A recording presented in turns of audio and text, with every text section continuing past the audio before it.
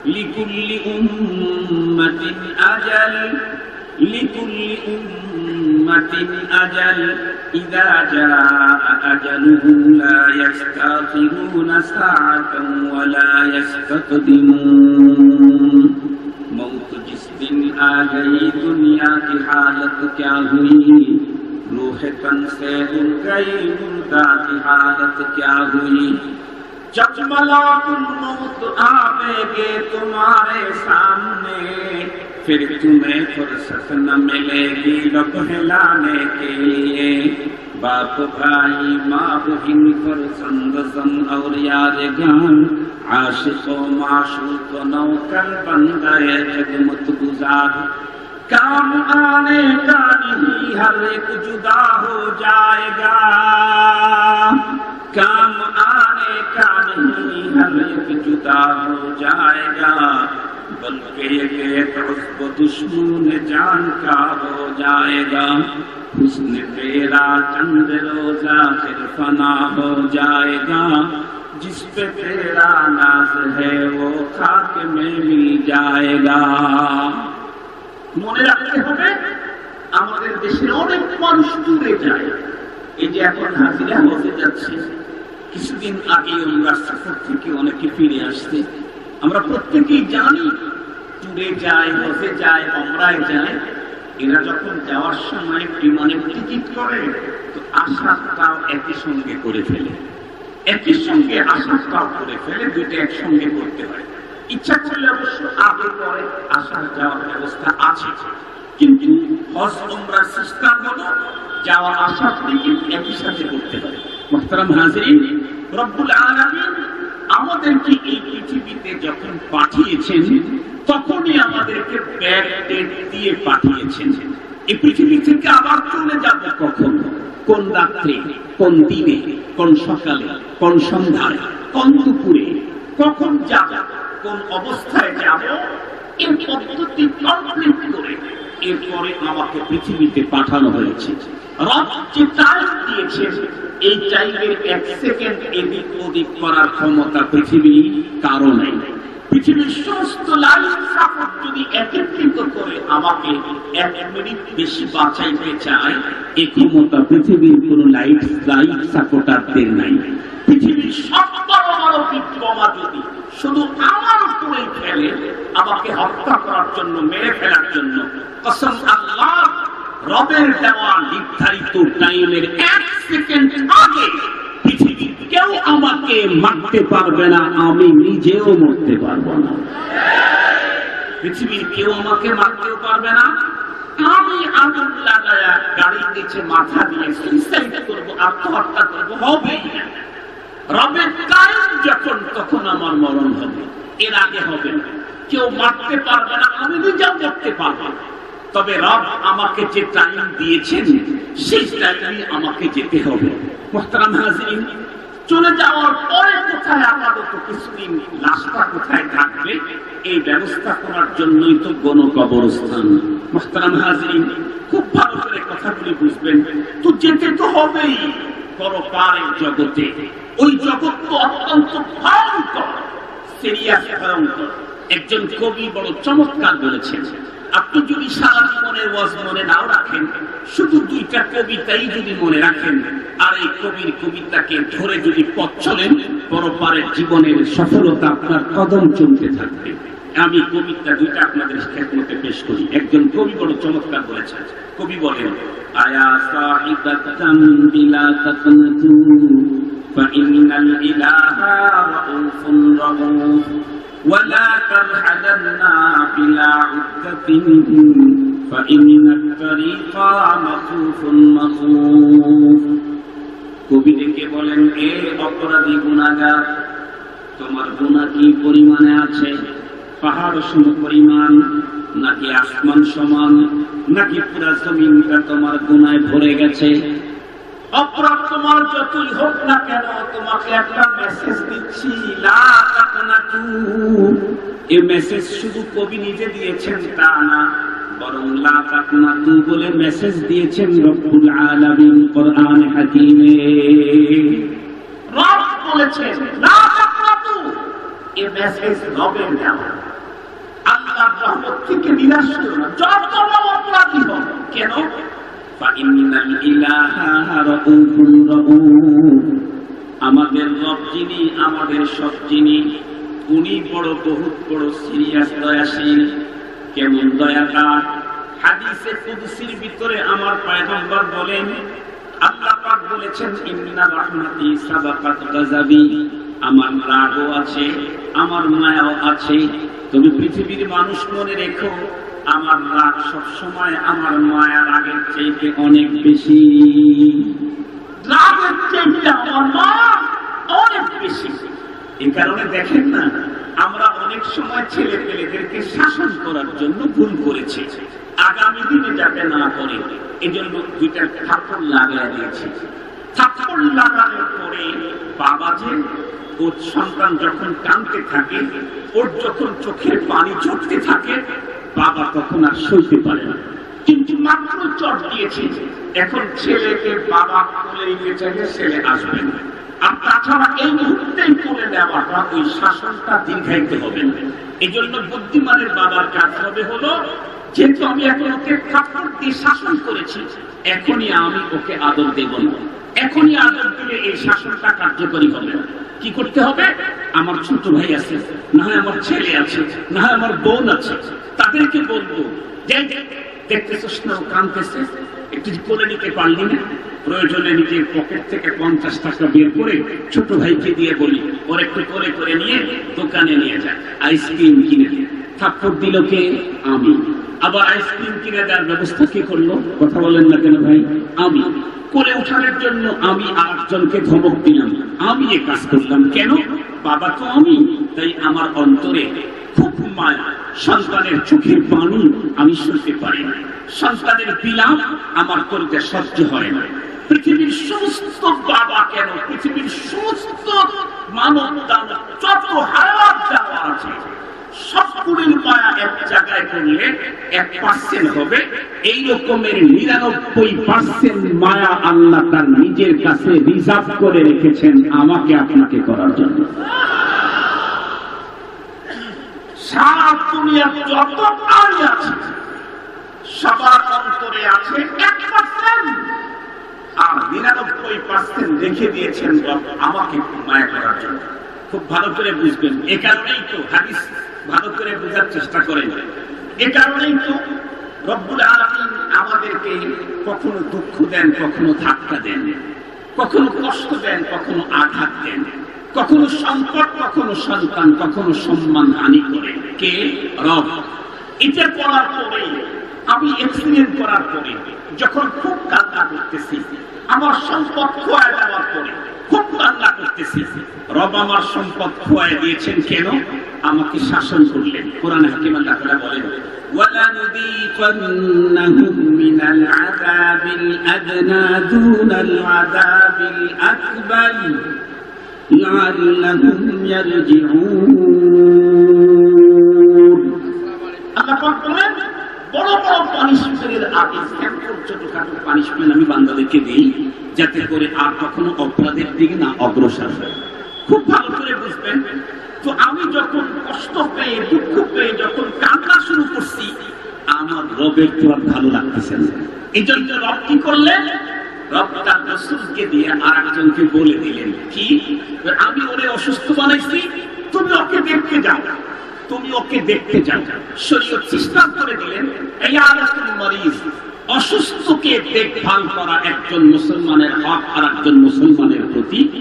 আমি একজন অসুস্থ মানুষকে ওয়ান টাইম দেখতে যাব, অল্প সময়, তাকে রব আমাকে কি দিবেন? হাদিসে পাকের মধ্যে এসেছে, মা মিন মুসলিমিন ইয়াউদু মুসলিমান গাদওয়াতান, একজন মুসলমান আর একজন মুসলমানকে যদি এক সকাল এক সন্ধ্যার কিছু টাইম সেবা সুস্থ করার জন্য যায়, ইবাদতের জন্য যায়, তাহলে 70,000 ফেরেশতা যে দেখতে গেল তার জন্য আল্লাহ রিজার্ভ করে দেয়। এই 70,000 ফেরেশতা সন্ধ্যা পর্যন্ত যে রোগীকে দেখতে গেল, রোগীর জন্য না, যে দেখতে গেল তার মাগফিরাতের জন্য আল্লাহর কাছে অবিরাম দরখাস্ত দিতে লাগে।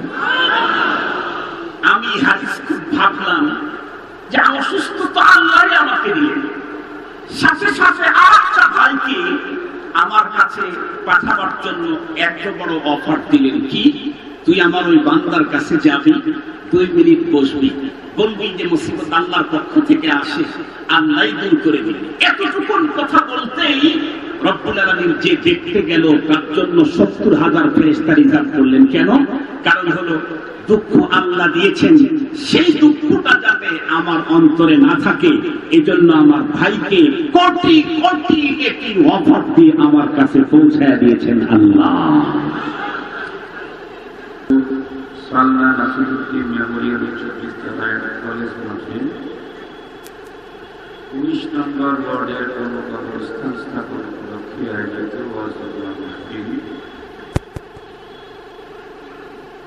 কর্তব্যপূর্ণ এই অনুষ্ঠানের শ্রদ্ধাভাজন সম্মানিত সভাপতি মুআজ্জাজ সাদাত উলামায়ে কেরাম, বিভিন্ন দ্বীনি মাদারিস থেকে আগত আজিজ তালাবা, বিভিন্ন অঞ্চল থেকে সমাগত সম্মানিত সুধী, সর্বপ্রথম মহান আল্লাহ পাকের দরবারে আলিশান কোটি শুকর যে রব্বুল করিম বড় দয়া করে মায়া করে ভালোবেসে আমাদের হায়াতকে দীর্ঘায়িত করে আজকের এই মুহূর্ত পর্যন্ত সুস্থ সবল রেখে দুনিয়ার সাথে ব্যস্ততাকে পিছনে ফেলে রেখে দ্বীনের নিসবতে কোরআন পাকের মহব্বতে জান্নাতি আয়োজনে রাসূল ঘোষিত সাম্প্রতিককালের শ্রেষ্ঠ মানুষ ওলামায়ে কেরামদের মজলিসে আমাদের উপস্থিতি সাআদত দিয়ে রব দিয়েছেন, সে রবের দরবারে আমরা প্রত্যেকেই শুকরগুজার হচ্ছি।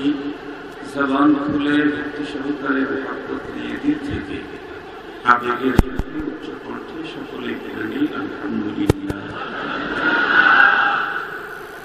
সম্মানিত উপস্থিতি, আপনারা সম্ভবত কবলাল আসর থেকে হযরত উলামায়ে কেরামদের জবানে গুরুত্বপূর্ণ দিনই আলোচনা শুনছিলেন।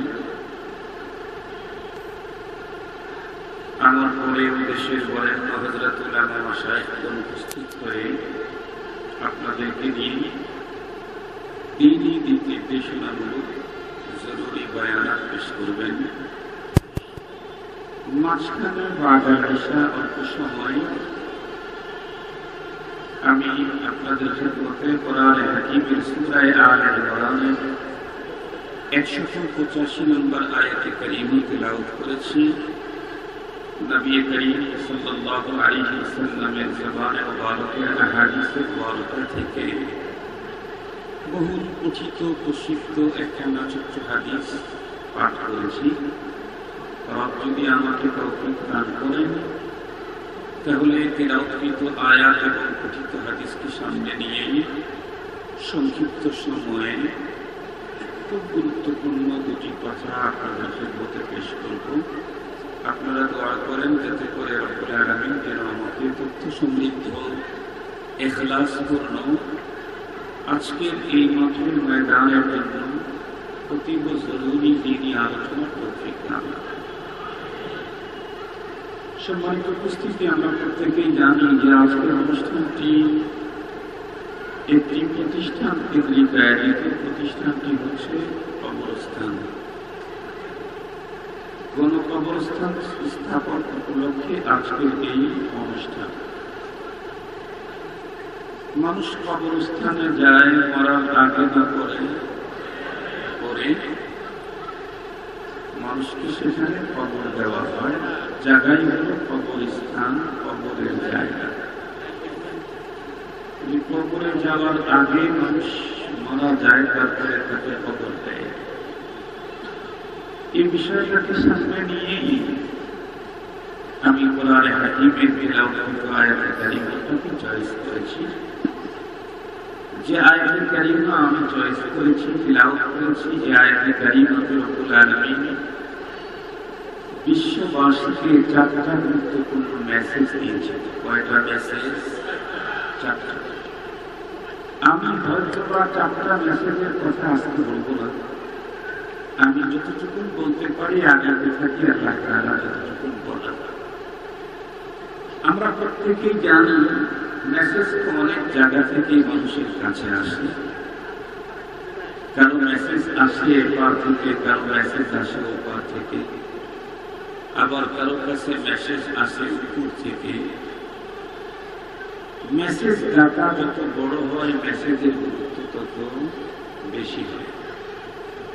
এই পৃথিবীর যত বড় আছে সবগুলি বড়কে একত্রিত করলে রব সমান হওয়ার কোন সম্ভাবনা নেই।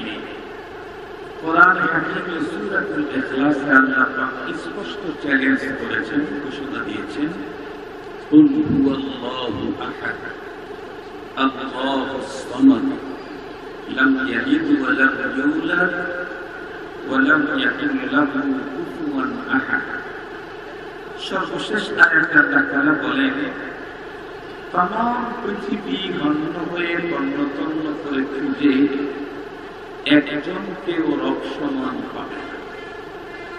রব সমান কেমনে হবে? কারণ রব হলেন স্রষ্টা। পৃথিবী এবং পৃথিবীতে যা আছে সবই হল সৃষ্টি।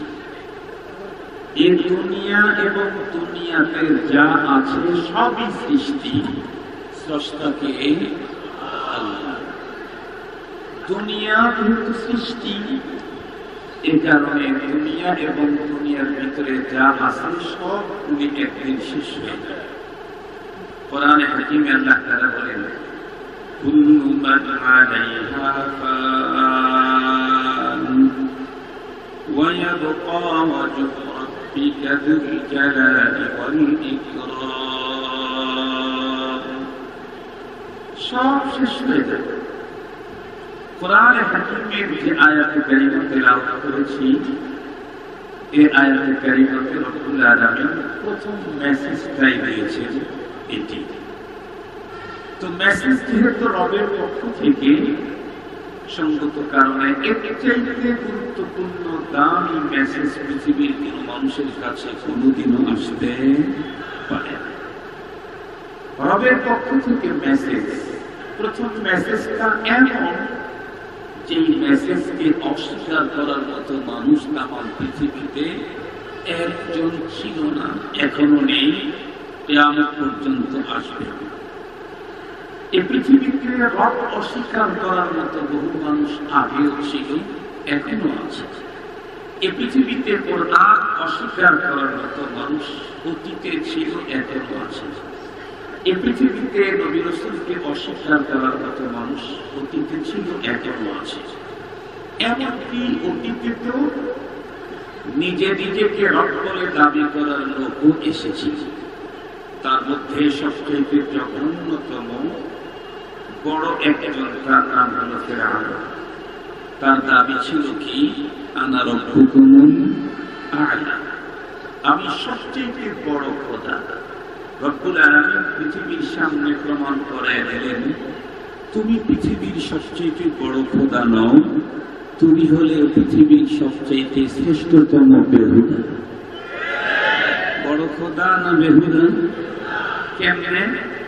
হযরত মূসা আলাইহিস সালাম পৃথিবীতে যাতে আসতে না পারে, এ কারণে হাজার হাজার বনী ইসরাইলের শিশুদেরকে সে হত্যা করল। অথচ সেই মূসা পয়গম্বরকে তার বাহিনী দিয়ে, নিরাপত্তা দিয়ে লালন পালনের ব্যবস্থা কে করল? ফিরআউন নিজেই করল। ফিরআউন নিজে তার বাহিনী দিয়ে, নিরাপত্তা দিয়ে, তাকে খাবারের টাকা দিয়ে সব ব্যবস্থা করে তাকে লালন করল। যে লোকটা পৃথিবীতে যাতে আসতে না পারে, এ কারণে লক্ষ লক্ষ শিশুকে হত্যা করে সেই লোকটাকে নিজে লালন করা, এটা পৃথিবীর শ্রেষ্ঠ বেহুদার কাজ হতে পারে। মুহতারাম হাজিরিন, যে কথা বলতেছিলাম, ফিরআউন নিজেকে রব বলে দাবি করেছে, কিন্তু প্রথম যে মেসেজটা আল্লাহ পাক দিয়েছেন, এটা ফিরআউন অস্বীকার করতে পারেনি। রব অস্বীকার করেছে, নিজে রব হওয়ার দাবি করেছে। সেটি কি? আল্লাহ পাক বলেন, কুল্লু নাফসিন যায়িকাতুল মাউত। আল্লাহ পাক বলেন, প্রতিটি প্রাণীকে মৃত্যুর স্বাদ গ্রহণ করতে হবে। প্রতিটি প্রাণী, প্রাণী যত ছোটই হোক, যত বড়ই হোক, যার প্রাণ আছে তার মরণ আছে। আমরা প্রত্যেকে জানি পৃথিবীতে এত প্রাণী আল্লাহ পাক তৈরি করেছেন, বিশ্বসেরা গবেষকের কাছে আল্লাহ তৈরি করা প্রাণীগুলোর লিস্ট নাই, সংখ্যা কাল জানা নেই। বরং কোন প্রাণী তো এতটাই ক্ষুদ্র স্মল সাইজ, যেগুলি আমরা স্বাভাবিক চোখে দেখতেই পাই না। কত কত প্রাণী এত বড়, যার বিশালতা আমাদের এই মস্তিষ্কে আন্দাজ করতে পারে না। প্রাণী যত ছোটই হোক সেও মরে যাবে, তার প্রাণহানি ঘটবে।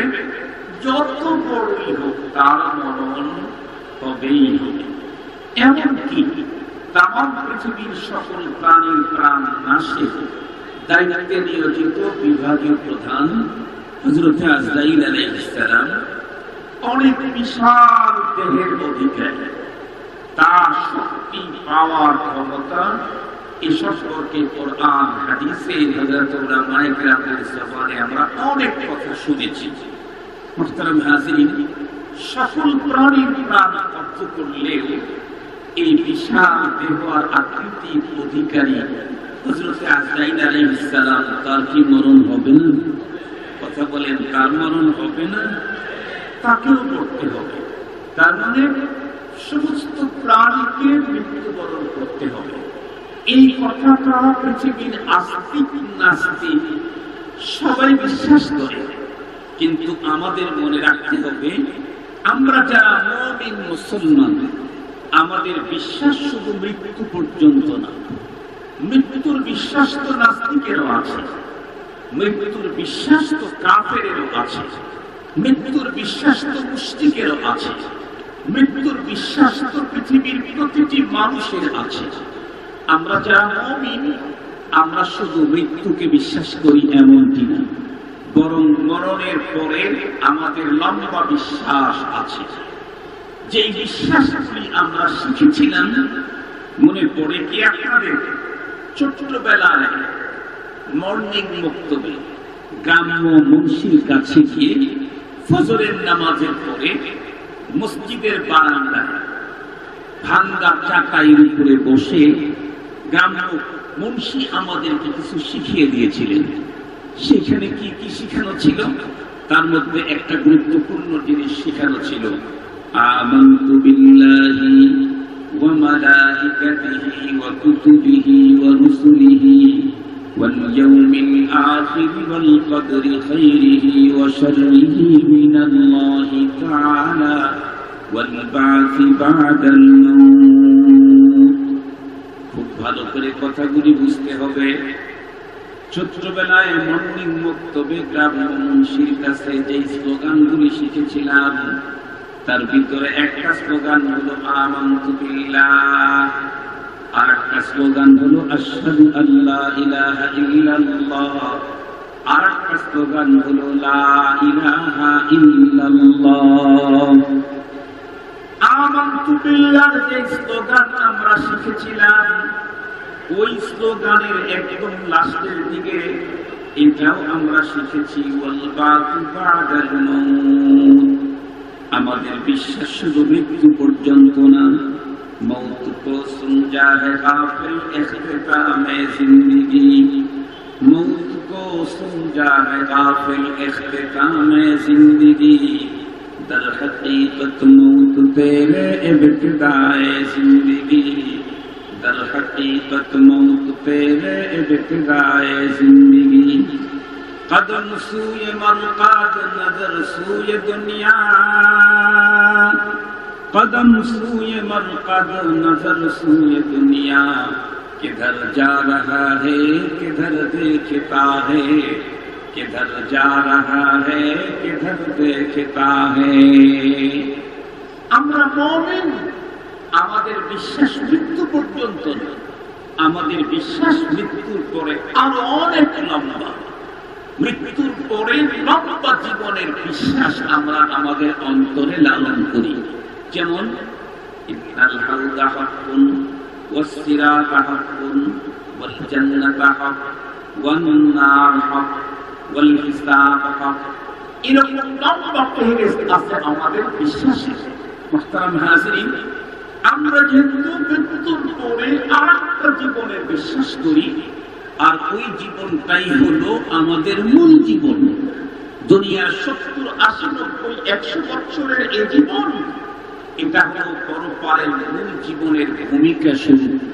মুহতারাম হাজিরিন, খুব ভালো করে বুঝবেন, সঙ্গত কারণে ক্ষণস্থায়ী এই জীবনের সুখ শান্তি আর ভোগ বিলাস, এটা একজন মানুষের মূল টার্গেট হতে পারে না। একজন মানুষের মূল সফলতা ক্ষণস্থায়ী জীবনের সফলতা নয়। এই ক্ষণস্থায়ী জীবনের ব্যর্থতা মূল ব্যর্থতা নয়। মূল সফলতা কি? যে আয়াত পড়েছি, এই আয়াতে আল্লাহ তাআলা বলেন, ফামান যুহজিহা আনিন নারি ওয়া উদখিলাল জান্নাতা ফাকাদ ফাজ।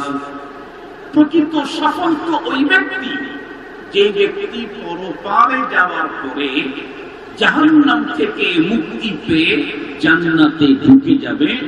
মূল সফলতা হলো তার। খুব ভালো করে বুঝবেন, দুনিয়ার জীবনের অনেক টাকা, এটাও চূড়ান্ত সফলতা নয়। দুনিয়ার জীবনের অনেক পাওয়ার, লম্বা টাইমের পাওয়ার, এটাও চূড়ান্ত সফলতা নয়। দুনিয়ার জীবনের অনেক শক্তি, জনপ্রিয়তা, এটাও চূড়ান্ত সফলতা নয়। কেন? আপনাদেরকে বুঝবার জন্য ছোট্ট ছোট্ট কয়েকটা কথা বলি। ধরেন আপনাদের কারো সম্পদ বাড়তে বাড়তে বাড়তে বাড়তে আপনি বিল গেটসকে দ্বিতীয় নাম্বারে ফেলে আপনি আগে চলে গেলেন। বিল গেটসের চাইতে আপনার সম্পদ বেশি হল, ধরে নিলাম হয়ে গেল সম্পদ। আপনার গাড়ি কতগুলি আপনার কাছে হিসাব নাই, আপনি একটা ওয়ান টাইম ইউজ করেন। আপনি স্বর্ণ দিয়ে, ডায়মন্ড দিয়ে গাড়ি তৈরি করলেন, সব বেঁধে যাবেন। যা ইচ্ছে তাই খেতে পারেন, যা খুশি তাই করতে পারেন, যা খুশি তাই বলতে পারেন, যেদিকে খুশি সেদিকে যেতে পারেন, ইচ্ছা করলে কোনো বাধা আপনার নেই। তামা করলে যখন তখন আপনি ঘুরতে পারেন, সব মেনে নিলাম। কিন্তু এই যে স্বাধীনতা আর এই মজা, এর কি অনন্তকাল সীমা আছে? কথা বলেন, কি সীমা? আল্লাহ পাক বলেন,